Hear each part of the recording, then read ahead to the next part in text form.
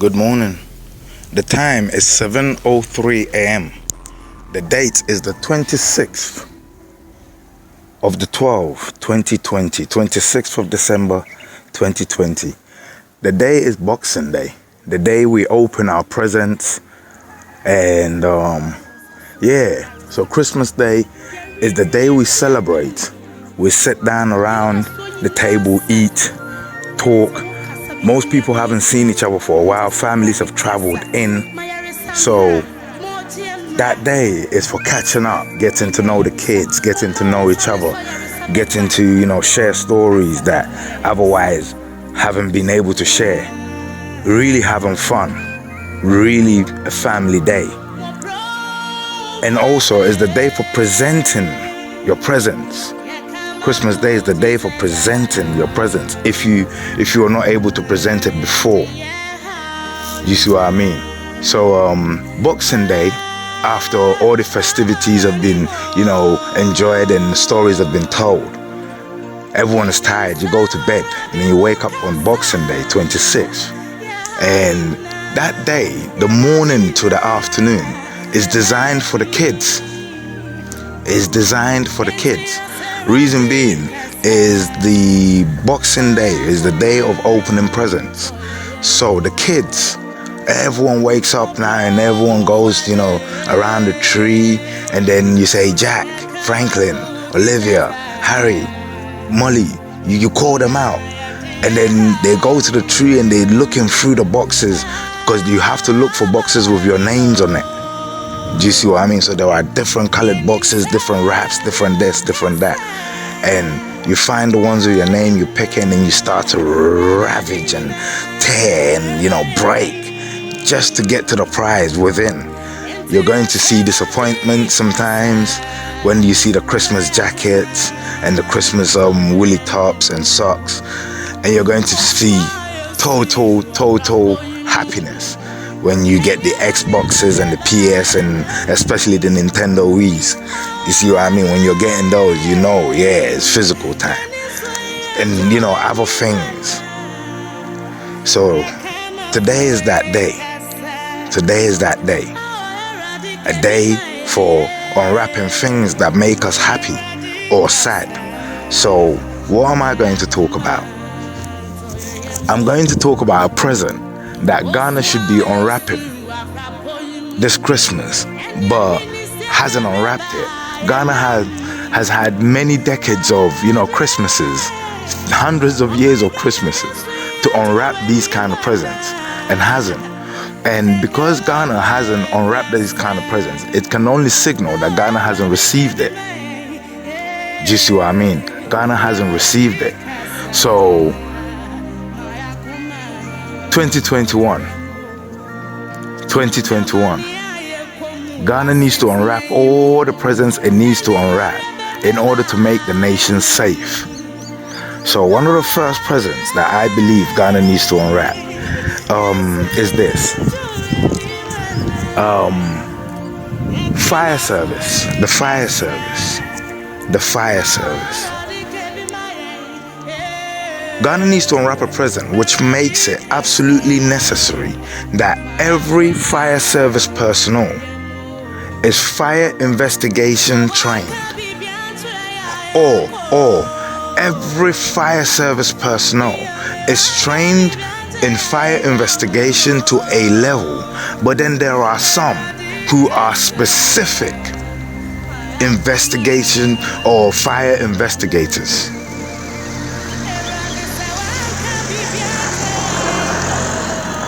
They need to get all the equipment they need. For example, equipment like spectrometers which test for chemicals, accelerants, this, that. Why? You see, Ghana has loads of fires. Market fires, residential fires, homeless shelters fires. But get this, so many lives are being lost on a daily basis, and it is all blamed, listen carefully, it is all blamed on Bayisem Beyisem. Beye is evil. Sem is matters. So they relate all matters to evil doings. But evil doings come in two forms: spiritual and physical. Someone can go and do you something spiritually, or someone can come and do you something evil physically. Ghanaians have a way to investigate the spiritual side, but not a way to investigate the physical side. The fire service personnel, they're not properly trained. They're trained to come and pretty much do their best to douse out the fire and pick up the dead bodies, and leave. And then the police will come and pick up the dead bodies, and then that's their job done. No one's gonna come back tomorrow, cordon off the place and, look for the reasons, because it could be an arsonist. An arsonist is someone who likes to set fires to things, especially fires to things which contain lives. Ghana does not seem to have a recognition of arsonists and the crime of arson. So if you're an arsonist and if you keep burning people's things, that crime is called arson. Arson. The rule of thumb is that you have to exclude and eliminate every single possibility. Are you understanding this? You have to rule and eliminate and exclude every single possibility, because the idea is, if you have a problem, you can't leave the problem to get bigger. You have to solve it. But to solve a problem, you have to first know the problem. So these are some of the problems that could be causing Ghana's fires. 1. Arsonists. Because human beings have jealousy, have this, have that, and do jealous things, irrational things. Sometimes it's got nothing to do with jealousy.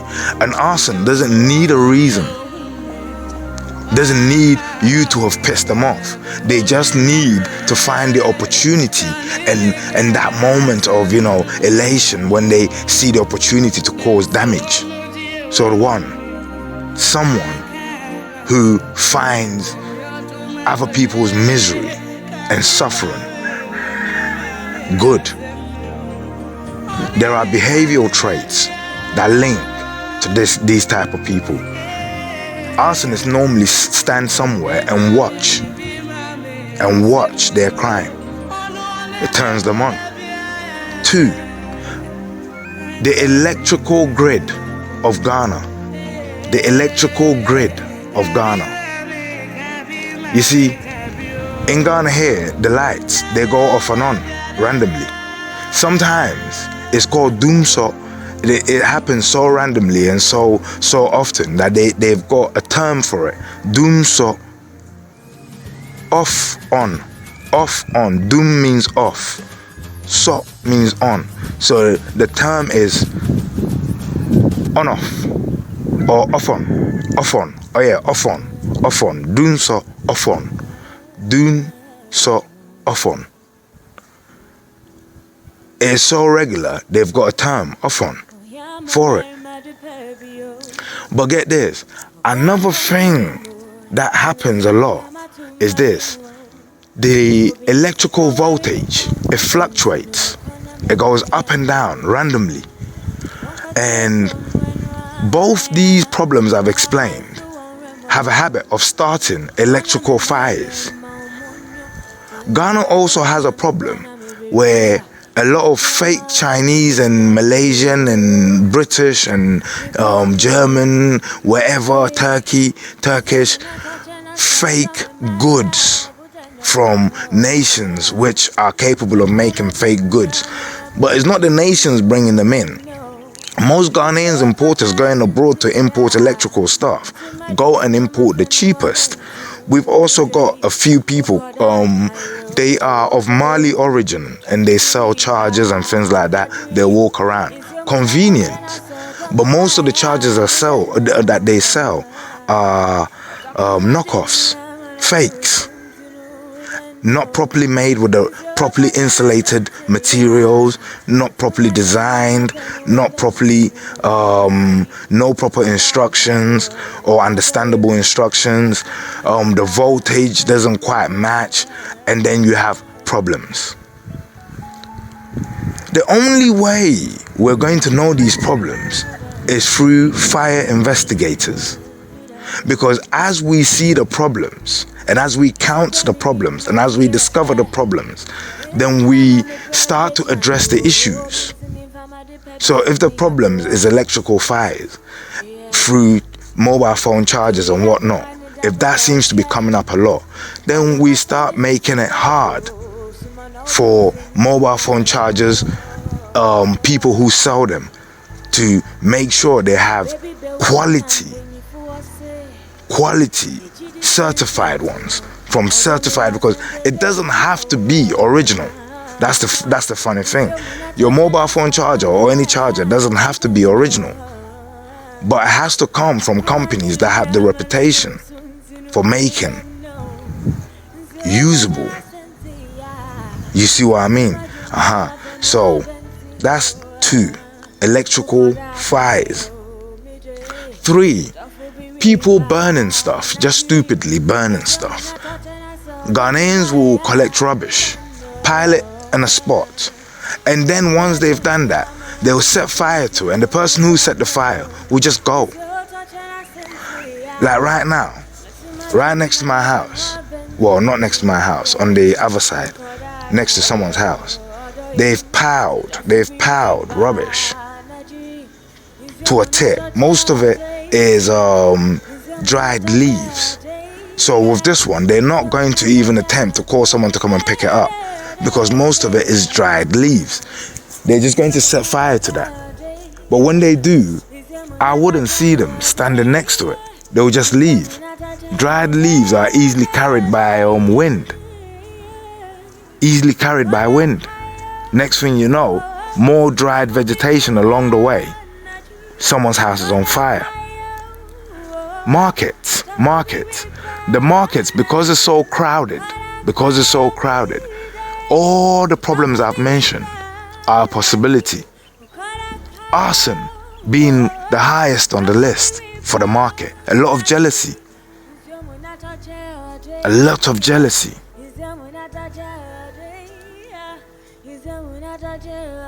Some people are killing people's businesses so their one can flourish.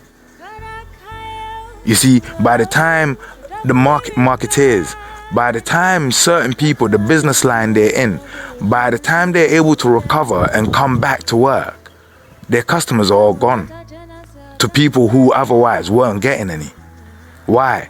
Because they've had to go and see other people, but to get the good prices, they've had to make good deals, because this person, made sure you guys got torched. So you understand what I'm saying? But I'm not pointing fingers at anyone. I'm just saying, because there's the act of luck as well. Your business didn't burn down, theirs did. Do you see what I mean? Okay. Ghana does not have any way. They just come, put out the fire, and that's it. They just come, put out the fire, and that's it. What's causing the problem? Is it boiler burning, rubbish burning? Is it electrical this? Is it arsonist? You see what I mean? People are dying. So, fire investigators, as a present for Ghana, with a mass spectrometer for analyzing chemicals, all sorts of chemicals, is good for Ghana, because eventually it will save lives and livelihoods. People, Cantamanto the other day, they have lost over, they said 400 billion going into something trillion Ghana cities, livelihoods have been lost. Most importantly, lives were lost. Do you see what I mean? Most importantly, lives were lost. But this year alone, 2020, Ghana has experienced so many market fires, and each of them, or majority of them, have been fatal. But so much livelihoods have been lost, and it seems to be a repetition of one of these problems, but on a constant basis. And it has been reported that the problem is going high, is getting higher. Do you see what I mean? So what is the solution? The solution is to find the root cause. How do you find the root cause of anything? You have to get people in who know how to study that which is causing the problem. The problem is fire.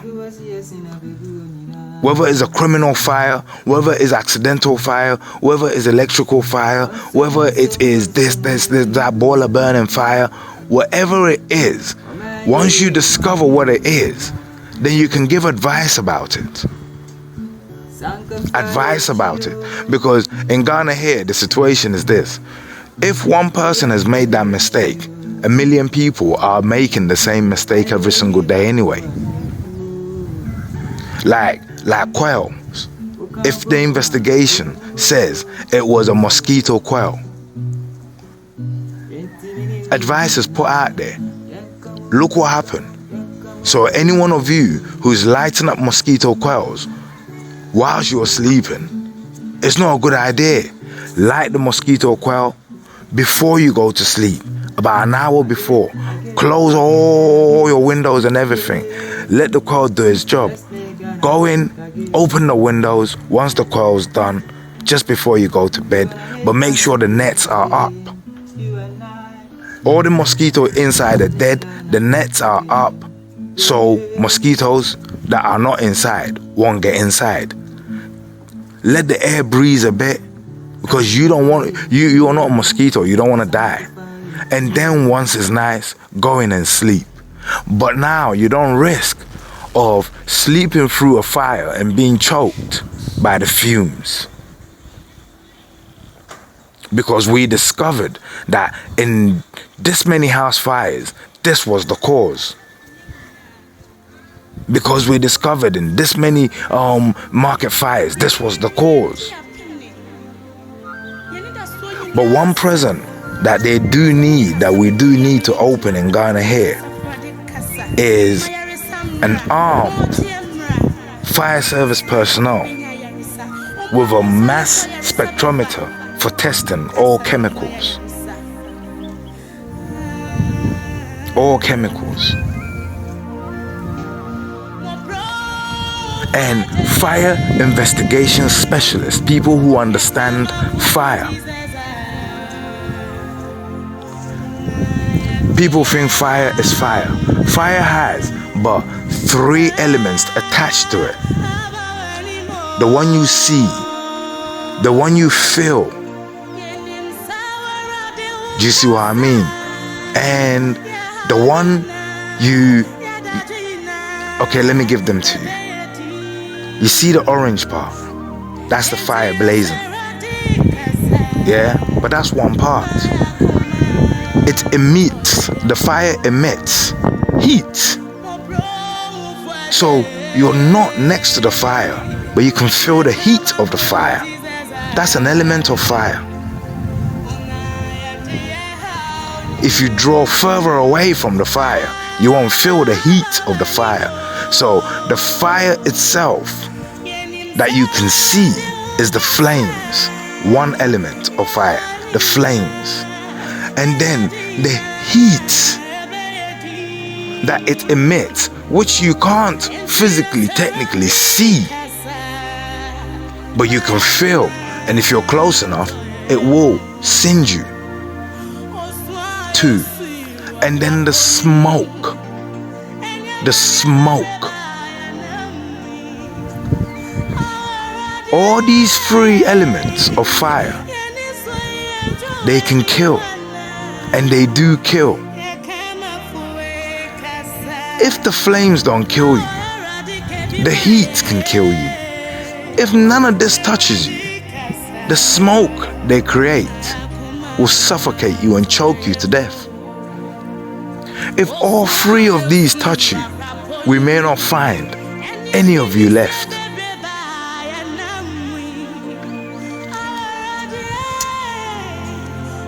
Do you see what I mean? Fire has three elements. So then we can say fire kills or can kill in three ways. Fire kills or can kill in three ways. So it means, can we cut down each of these ways in order to eliminate the possibility of fire killing at all? Well, let's start with a flame. One, we can, if we're burning boiler, for example, we can make sure we are stood there, controlling it. But then, why should we be burning boiler where we live anyway?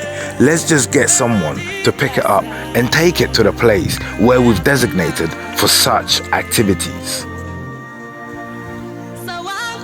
Let's sort out the electrical grid system. Let's control our ports, our imports of electrical products for use in our domestic homes and this and that and that and this and that and that and that and that and this. Do you see what I mean? So these are all manners in which we can cut things down. But we have to first discover the root cause of the problems. The root cause. So, talking about the three elements, the flame part. Yeah, the fire service comes, douses it out. But as they're dousing out the flame part of the fire, as they're dousing it out, the water mixing with the flame creates vapor, which is mixed with smoke and heat. So the victims inside who want the fire service there to put out the fire are now being choked because maybe they were just maybe the fire was the problem, but the smoke wasn't a problem. Are you understanding this? Maybe fire was a problem at this stage, but smoke and heat were not a problem.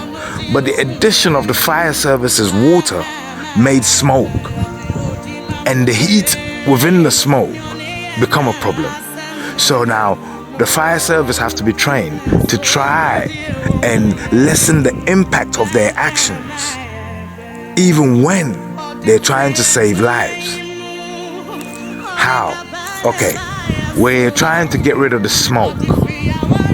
Rid of the flame, but we don't also want to produce smoke. So we have to look for something else to put out flames, which produces either less smoke,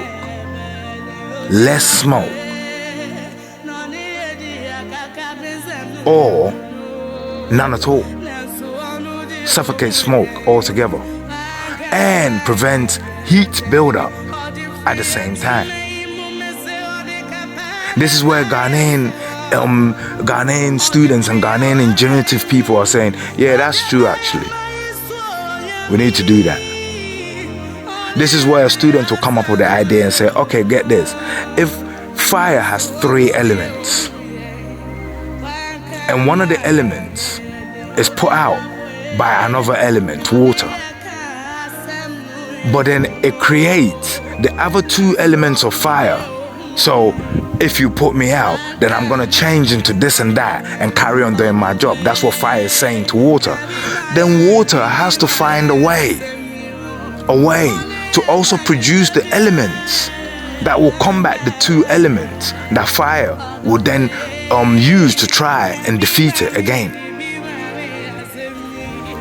When that becomes the case, the student sits down and thinks, and the student will go, Okay, so if fire has 3 elements attached and they all kill, water is the best, formula we know right now.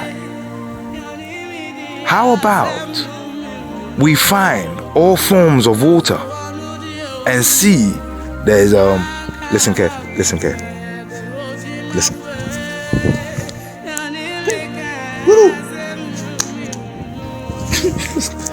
There's a fly dying and it's just going around in circles doing a wheelie. You can tell it's dying because it can't fly no more. You get me? But let it do its thing, innit? Yeah. Where was I? Where was I? Okay, get this. So the student has thought, okay, water also has its elements. So what are water's elements? Well, water can be cool. Water can be cool. And water also has vapors. So the fire creates heat. So the flames you see are creating heat. So the water you see is also creating water vapors. What is the similarity between heat?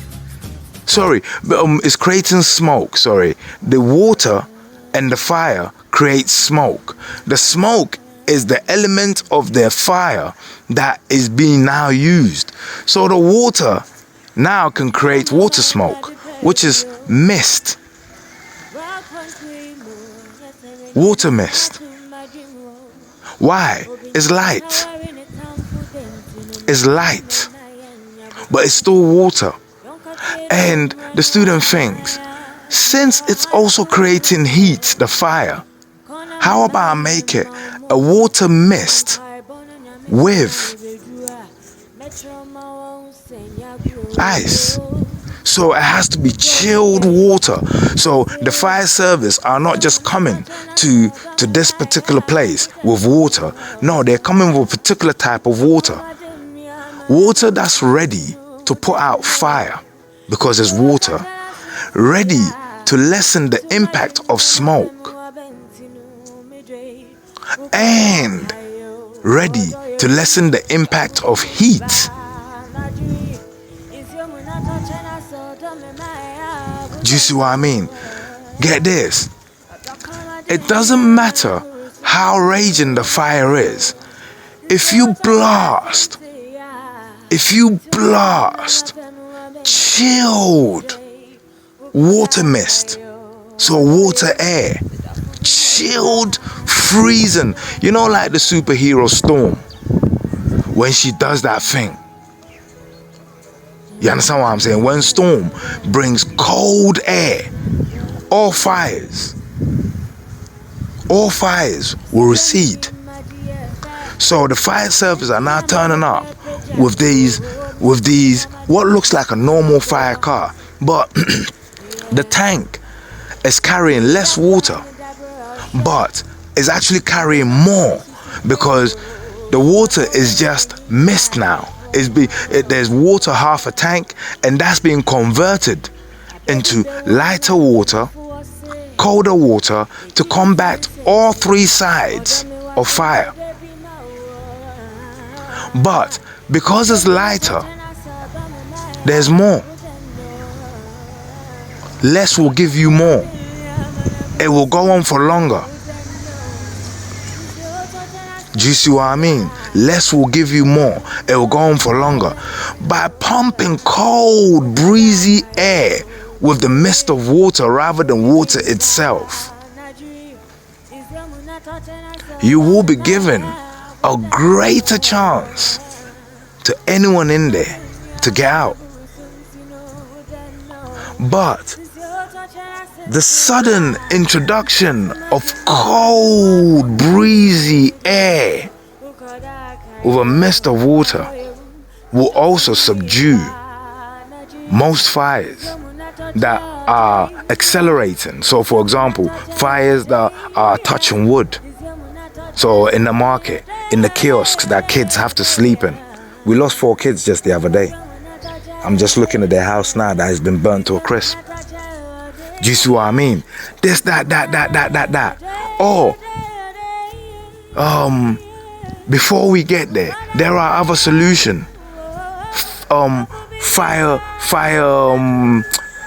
treated wood for building. Fire treated woods. Fire treated paint. So paint retardants. Fire retardants. Yeah, let's call them fire retardants. These are all industries. Everything I'm mentioning to you, they're part of industries building nations. But we can only know the importance of these things and their users when we have good fire investigators in who investigate the many fires that are taking lives and killing livelihoods.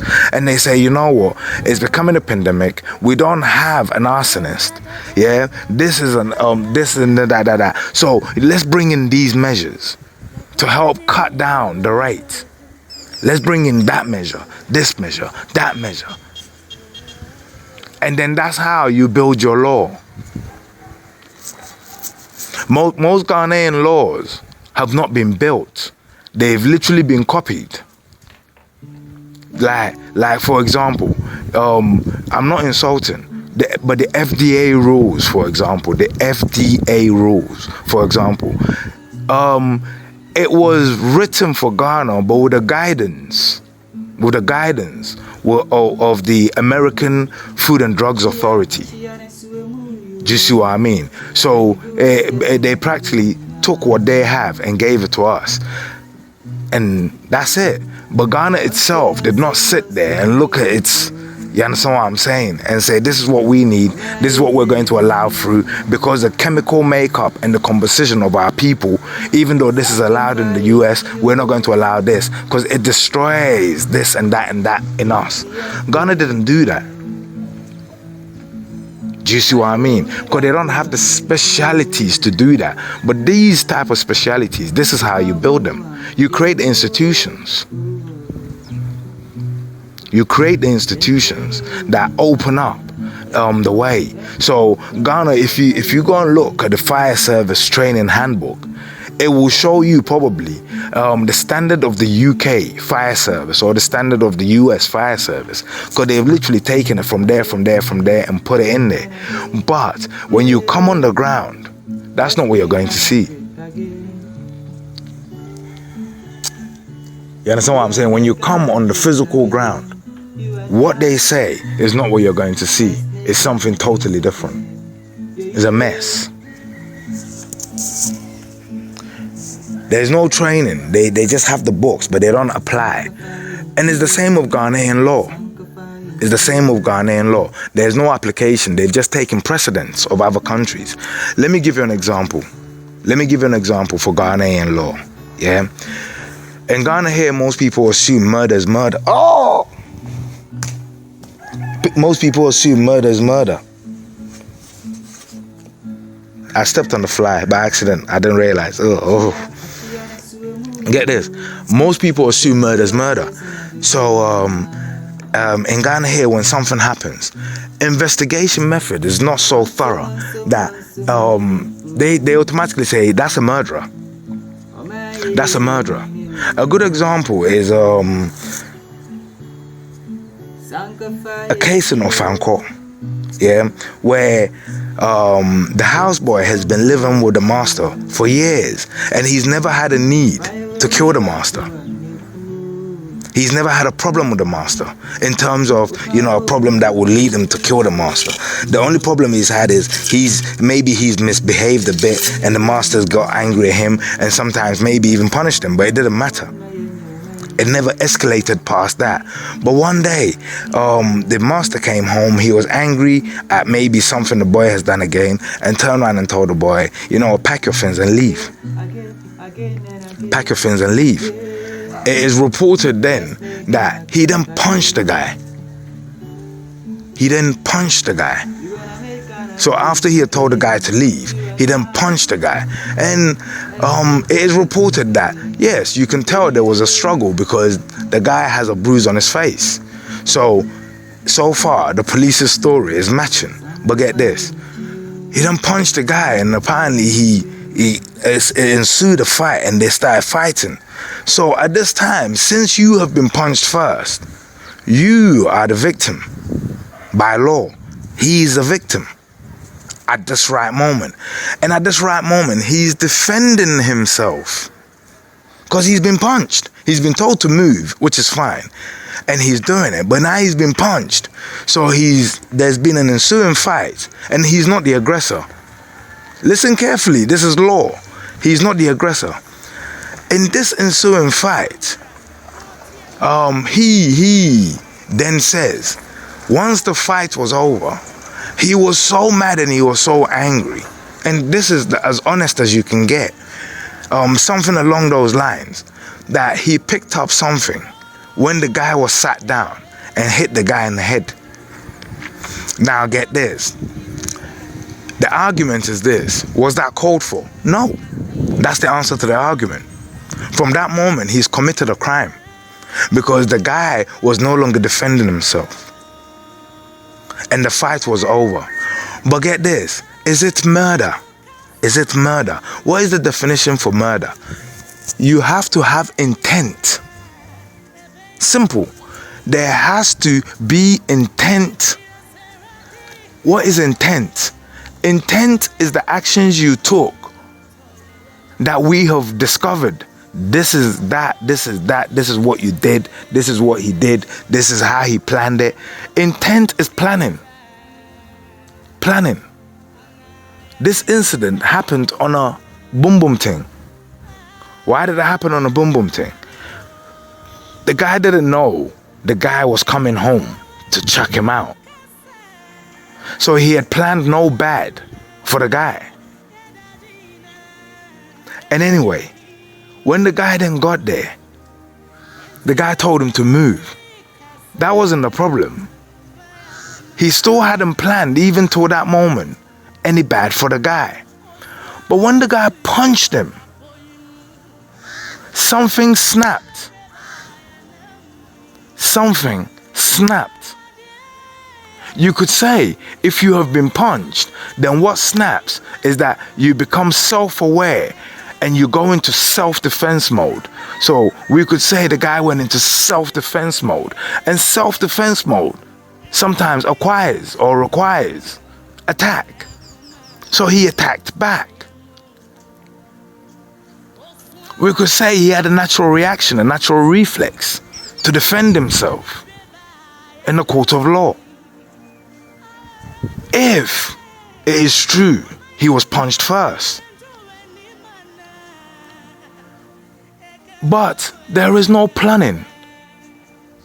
So far we haven't got to murder. We haven't proven murder. So let's carry on the steps. The next step is the fight was over. The fight was over. The guy was sat down. He was tired from the fight. You walked away and then you picked up something and then you came back and you hit him on the head and killed him. Now you have committed a crime. Now we have to speak in legal terms. You have killed someone, but under what act did you kill the person? Was it murderous act? No, because there is no intent proven so far. Was it manslaughter? What does it take for we to class something as manslaughter?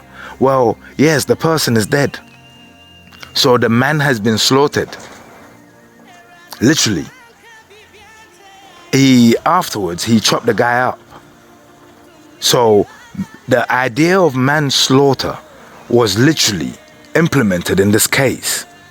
So, but watch this. Before we get to the chopping up, watch this. Remember, he was punched. So anger was involved in the situation. You could say a moment of relapse. It is not an accidental death. No. But once anger has been ignited, once the fire has been ignited, you could say he lost control of his senses. And then we could be going down the channel of momentary insanity or moment of insanity. Now, when that becomes the case, what am I saying? Or what is his lawyer saying? His lawyer is pointing out the fact that this guy is not a crazy person, but because of the circumstances attached to that particular day and everything that was happening, he lost his mind for a moment. You cannot accuse a crazy person of murder. They're crazy already. You can only take them to psychiatric evaluation.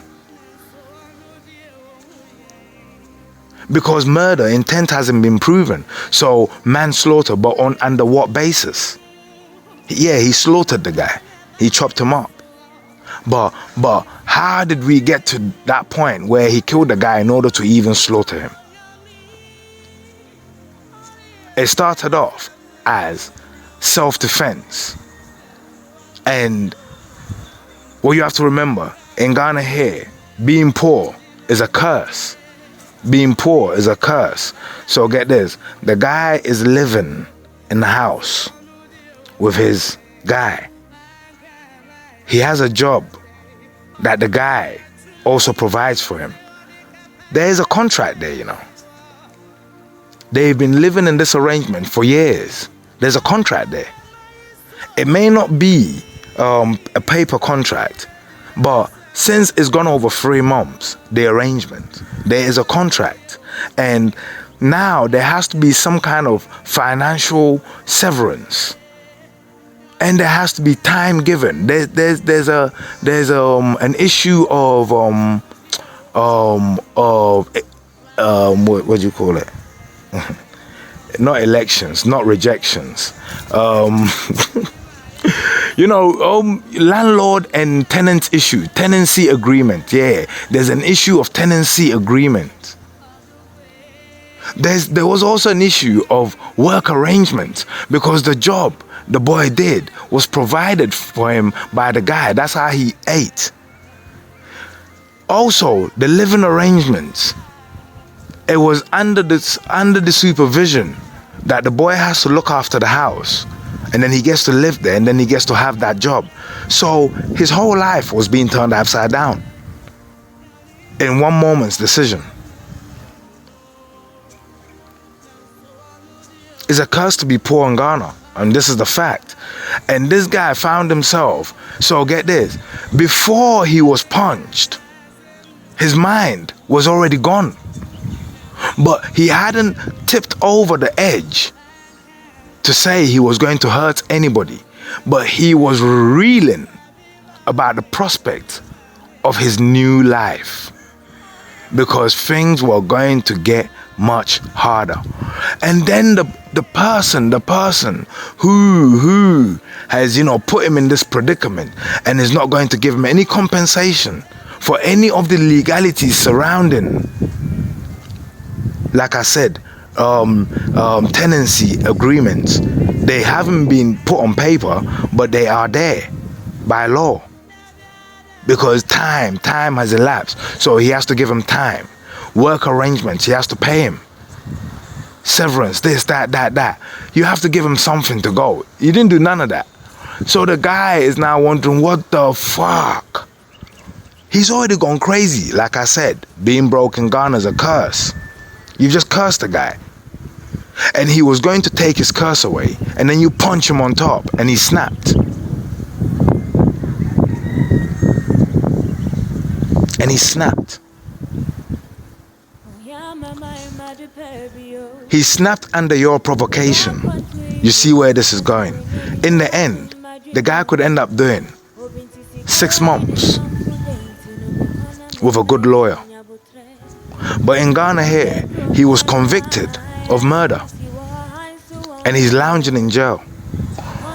I'm not saying he should be out, but get this, were the proper things done, No, because when you take the guy's statement, a proper solicitor should order a psychiatric evaluation.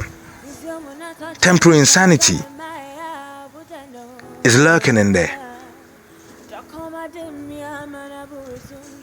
They have to, they should have interviewed him, but instead when the police got him, yeah, first they tortured him to get the confession.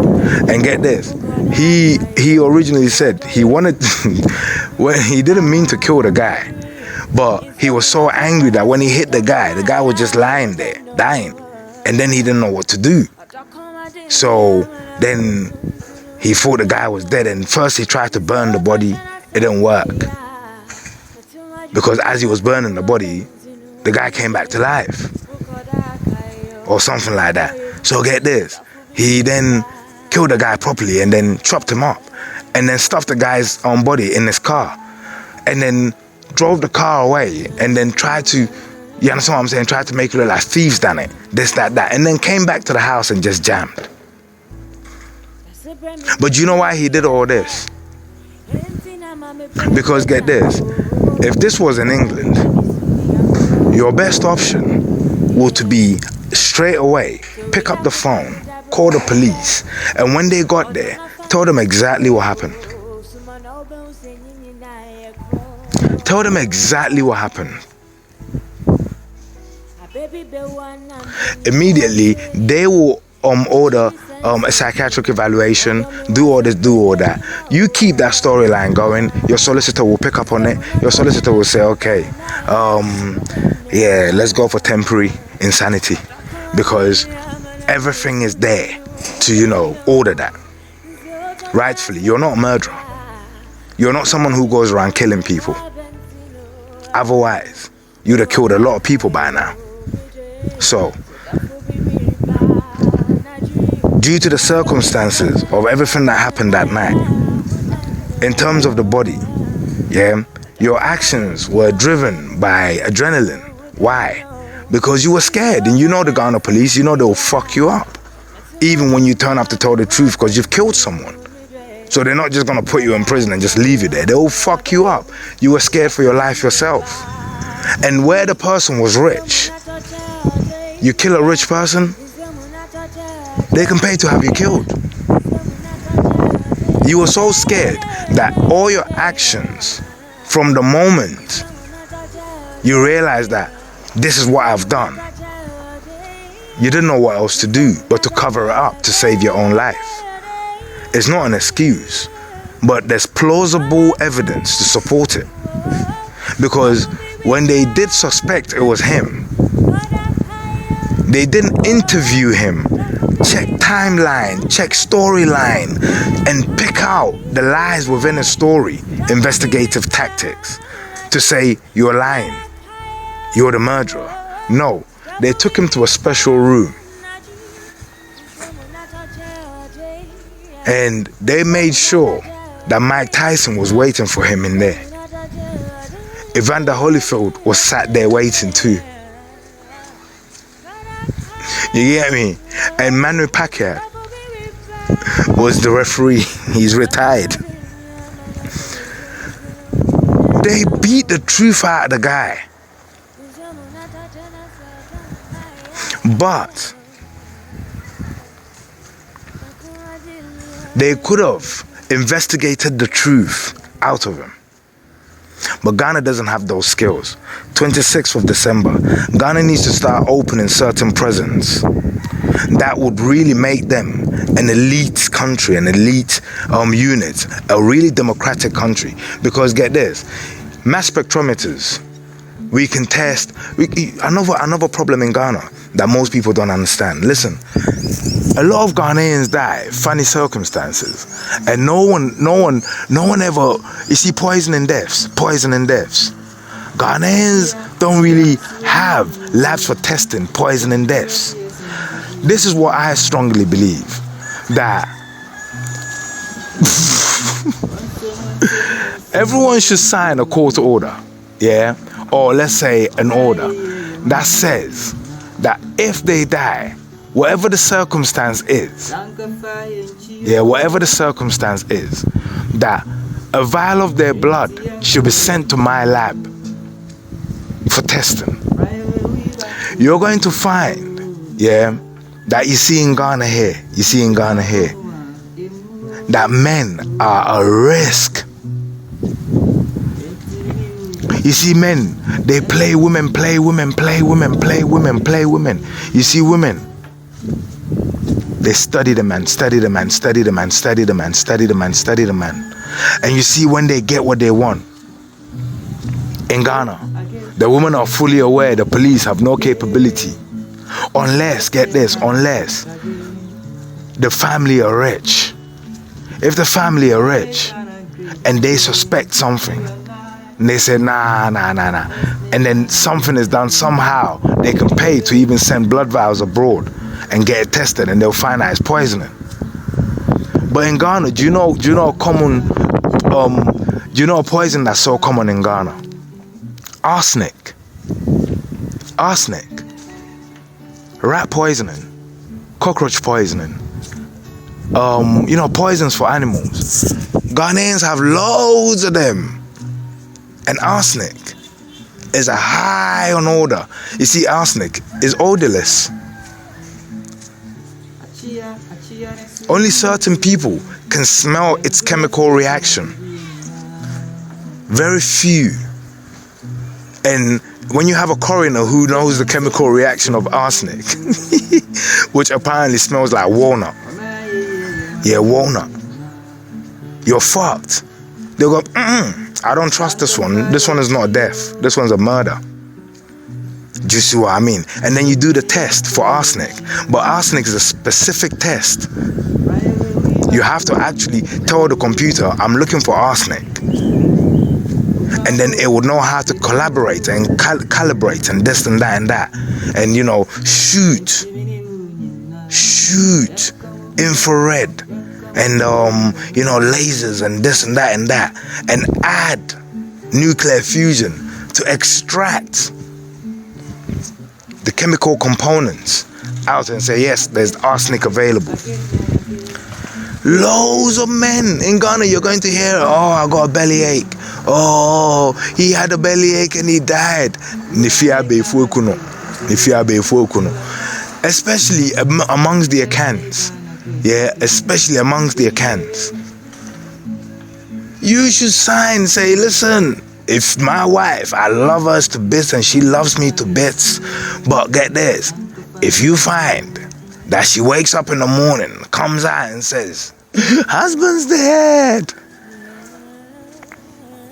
get me a piss sample and get me a blood sample and tissue sample to my man over there.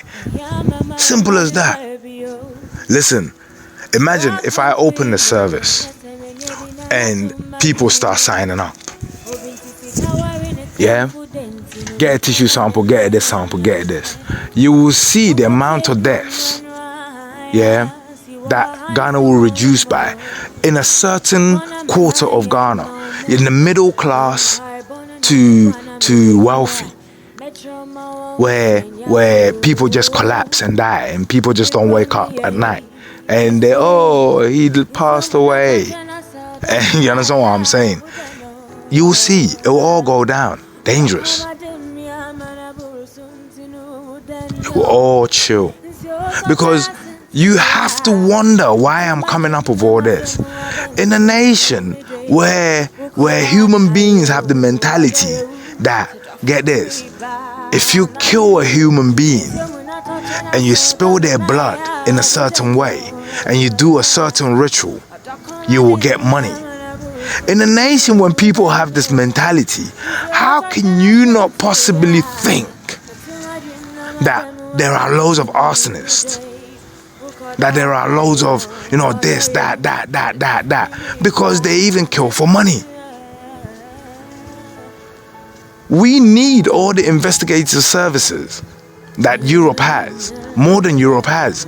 At the moment, there's a certain notion that a serial killer is most likely going to be white.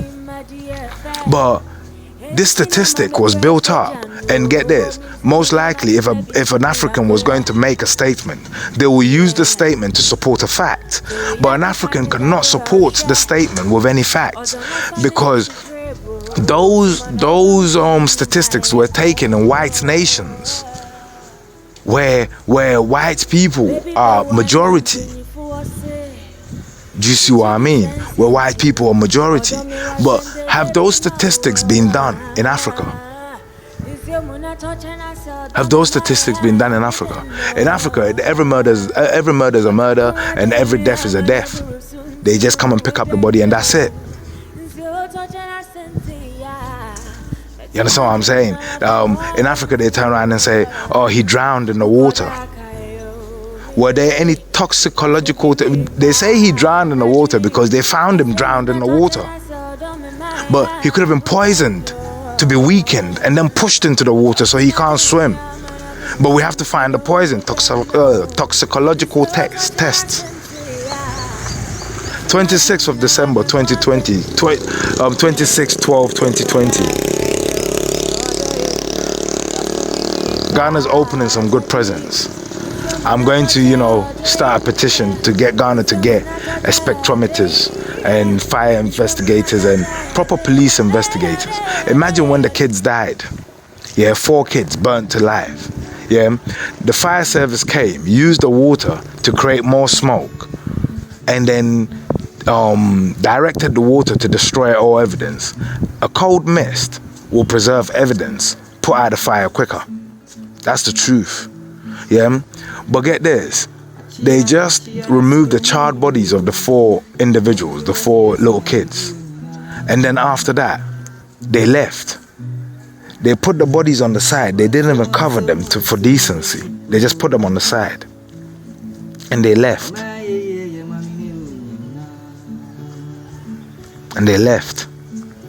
Later, a truck came and got local guys to put the bodies. So they didn't even bring special people. It was the car for the local assemblyman. The local assemblyman came with his car, and then the guys, he went, come here. He went, come here to me, and I'm stood there thinking, is this my job? He moved on. But anyway, get this, they got the body put in the back of his car and then took them to the morgue. No one since the 3rd of December has been back to the site.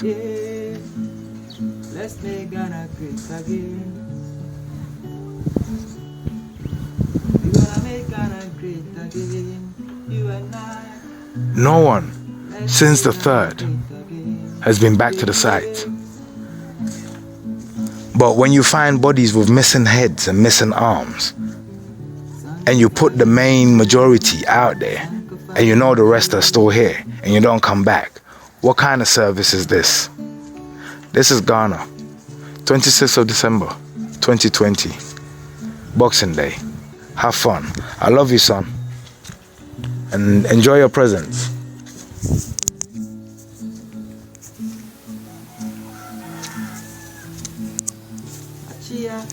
Spinning in, I don't you, my darling. For you, my baby.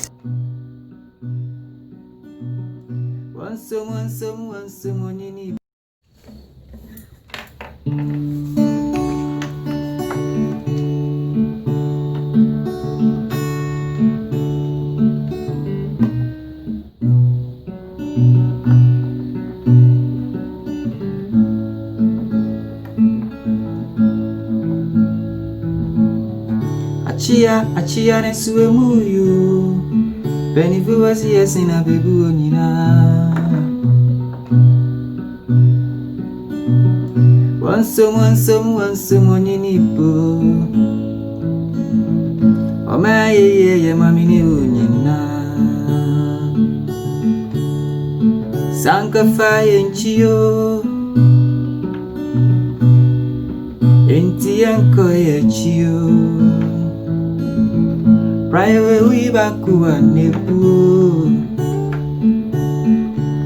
Ukambomuwa emu Enti mini unyina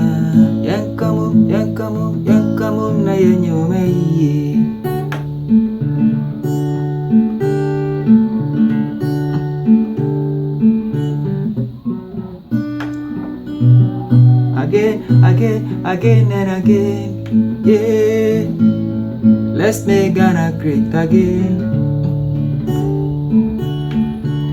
We're gonna make Ghana great again. You and I. Let's make Ghana great again. Yeah, yeah.